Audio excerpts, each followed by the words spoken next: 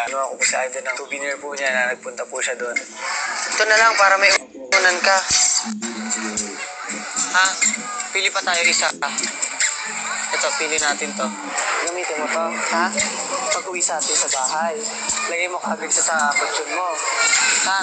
Para pag nag-slip ka, ha? Matulog nga po kuya kasi bigla na lang pong napasandal sa ulo ko. Sa saya at pagod po kuya.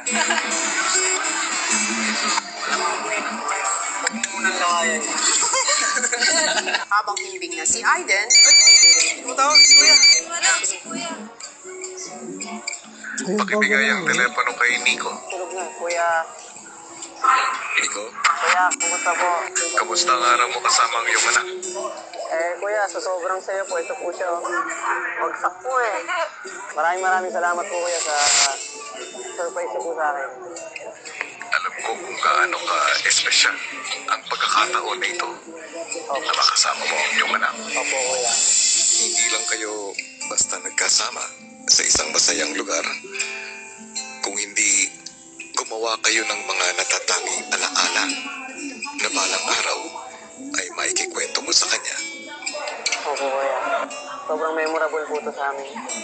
Alam ko, nahangad mo na maging mabuting ama.